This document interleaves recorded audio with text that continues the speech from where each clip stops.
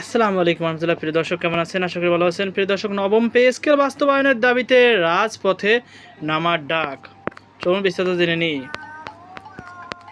প্রিয় দর্শক, সরকারি কর্মকর্তা কর্মচারীদের নবম পে স্কেল গেজেট দ্রুত প্রকাশের দাবিতে রাজপথে নামার ঘোষণা দিয়েছেন। আগামী 12 জুন সকাল 10টায় জাতীয় প্রেস ক্লাবের সামনে বড় ধরনের অবস্থান কর্মসূচি পালনের ঘোষণা দিয়েছেন তারা।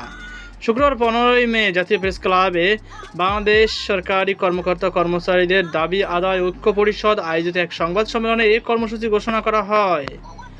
নেতারা জানান, 12 জুনের অবস্থান কর্মসূচি থেকে দাবি আদায় না হওয়া পর্যন্ত লাগাতার ও ধারাবাহিক কঠোর আন্দোলনের ডাক দিয়েছেন তারা।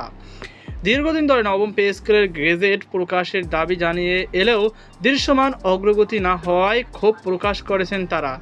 দ্রুত গেজেট প্রকাশ করে সংকট নিরসনে সরকারের সরাসরি হস্তক্ষেপ কামনা করেছে ঐক্য পরিষদ।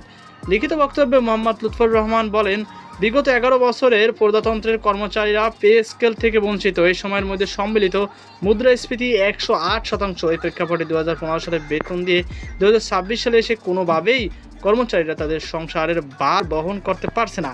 তাই নবম পে স্কেল দ্রুত বাস্তবায়ন প্রয়োজন। তো প্রিয় দর্শক, এই ছিল আমাদের সর্বশেষ আপডেট। সকল ভালো থাকুন, সুস্থ থাকুন। আজকে পর্যন্ত আল্লাহ হাফেজ।